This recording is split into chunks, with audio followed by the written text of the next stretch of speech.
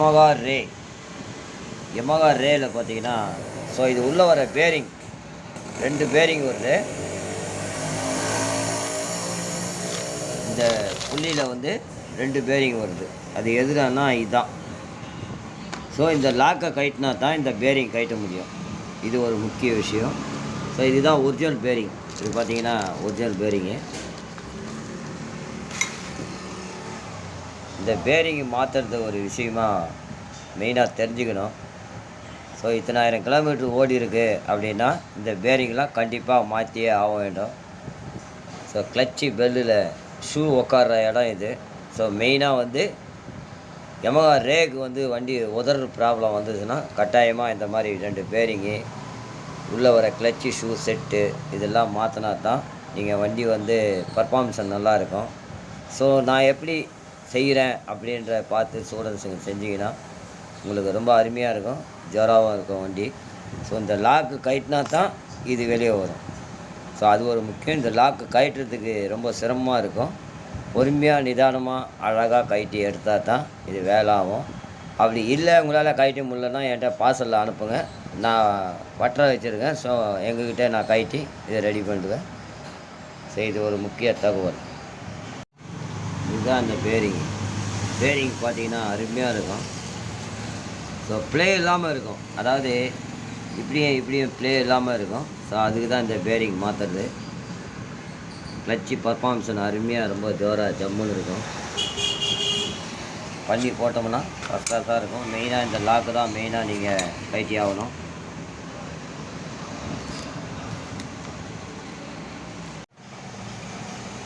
So இந்த bearing பார்த்தீங்கன்னா நான் அழகாக ஜம்முன்னு அடிச்சிருக்கேன், உள்ளே அருமையாக போயிருக்கேன்.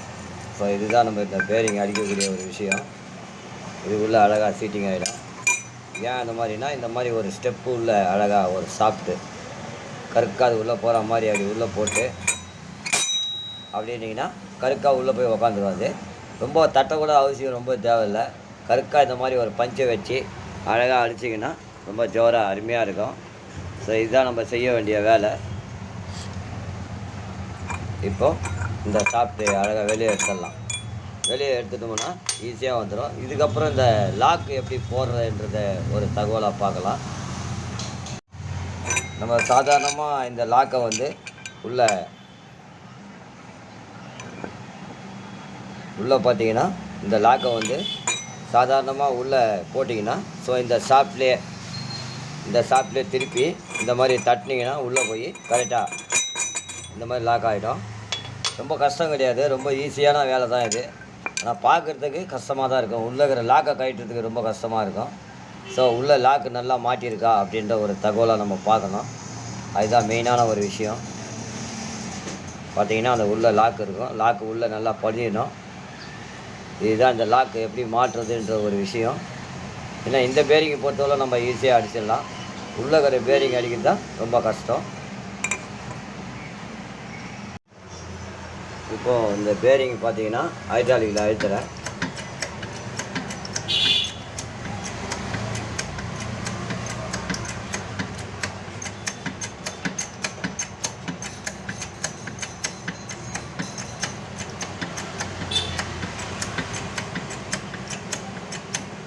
அவ்வளோதான், இதுதான் நம்ம ஹைட்ராலிக்கு. ஸோ இதுதான் அழகாக அழுத்தி அழகாக ஜம்முன்னு ரெடி பண்ணுறது. இப்போ பார்த்தீங்கன்னா மேலே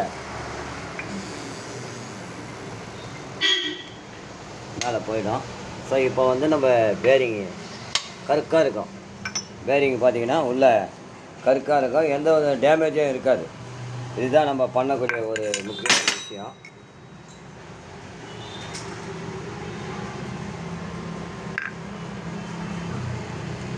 இப்போது நம்ம இப்போ பார்த்தீங்கன்னா இதுதான் இது உள்ளே வர்றது. ஸோ இப்போ அருமையாக ஜம்முன்னு இருக்கும். இது எந்த ப்ளேவும் இருக்காது. இந்த ப்ளே வந்துன்னா கிளச்சி உதற ஆரம்பிச்சிடும். வண்டி வந்து இப்படி குச்சின்னு ஓடுற மாதிரி உதறி போகும். ஸோ இந்த மாதிரி பேரிங் நீங்கள் அடித்து இந்த ஷாஃப்ட்டை மாற்றி கையோடு பண்ணிங்கன்னா அருமையாக இருக்கும். ஸோ இந்த ஷாஃப்ட் வந்து பெண்டு, அதனால் இப்போ நான் அருமையாக இதை பண்ணிட்டேன். ஸோ வண்டி வந்து நல்லா ஸ்மூத்தாக இருக்கும். இதுதான் நம்ம பண்ணக்கூடிய ஒரு விஷயம். Yamaha ரேக்கு கிளச்சி பேரிங். கிளச்சு பேரிங் அடிக்கிறது எப்படின்ற ஒரு தகவலாக காட்டிக்கிறேன். இதில் வந்து நம்ம கிரீஸ் பேக் பண்ணிக்கலாம். இதுதான் நம்ம பண்ணக்கூடிய ஒரு விஷயம். ஸோ நம்ம இதை போட்டு ஒரு டைட் பண்ணுறோன்னு வச்சுங்க, கருக்காக டைட் ஆகிடும். அப்போ அந்த பேரிங் எவ்வளோ உள்ளே வரணும் அதுவும் உள்ளே வந்துடும். அதனால் ஒன்றும் பிரச்சனை இல்லை. இதுதான் நம்ம பார்க்கக்கூடிய ஒரு முக்கிய தகவல். ஸோ அதே மாதிரி இந்த மரம் வந்து அடிப்படாத நம்ம புது நெட்டை போட்டு டைட் பண்ணணும். கிளச்சு பேரிங் அடிக்கிறது எப்படின்ற ஒரு தகவலாக சொல்லியிருக்கேன். எனி ஸ்டூடெண்ட்ஸ் அண்ட் டிப்ளமா படித்த குழந்தைங்க and mechanic and customer clutch bearing அடிக்கிறது எப்படி அப்படின்ற ஒரு தகவலாக நம்ம பார்த்துருக்குறோம். இதுதான் அதுக்குள்ளே அடிக்கக்கூடிய ஒரு விஷயம். ரொம்ப அருமையாக இருக்கும் இந்த பேரிங் அடிக்கிறது. ஒரு ஈஸியான மெத்தடு தான். இதுதான் இந்த பழைய பேரிங்கு. ஸோ நம்ம உள்ளே அடிச்சுக்கிறது புதுசு. ரொம்ப ஜோராக இருக்கும் இது. கிளச்சு பேரிங் அடிக்கிறது எப்படி, கிளச்சு பெல், அதாவது பேக்கில் வர்ற கிளச்சு பெல்லு, ஷூ, இதெல்லாம் நம்ம ஷூ மாட்டுறதெல்லாம் அப்புறம் ஒரு தகவலாக பார்க்கலாம். கிளச்சு பேரிங் அடிக்கிறது எப்படின்ற ஒரு விஷயம் அருமையாக அதை சொல்லியிருக்கேன். எனி ஸ்டூடெண்ட்ஸ் அண்ட் டிப்ளமா படித்த குழந்தைங்க அண்ட் மெக்கானிக் அண்ட் கஸ்டமர். அதே மாதிரி இந்த கேஸ் பேக்கிங் பொறுத்தவரையிலும் கண்டிப்பாக நீங்கள் போடணும். அப்படி இல்லைன்னா மழை தண்ணி உள்ளே போயிடும். இது உள்ளே போயிடுச்சுன்னா பெல்ட்டெல்லாம் நாசம் பண்ணிடும். ஸோ இதுதான் நம்ம பார்க்கக்கூடிய விஷயம். Yamaha Rayக்கு கண்டிப்பாக இந்த பேக்கிங்கு நீங்கள் எல்லாத்தையும் முடிச்சுட்டு கடைசியாக இந்த பேக்கிங் நீங்கள் போடணும். இப்போ ஒன்றா நீங்கள் இதை பற்றி நீங்கள் ஈஸியாக தெரிஞ்சுக்கலாம். இப்போ பேரிங் அடிக்கிறது எப்படி அப்படின்ற ஒரு தகவலாக கொடுத்துருக்குறேன். நன்றி.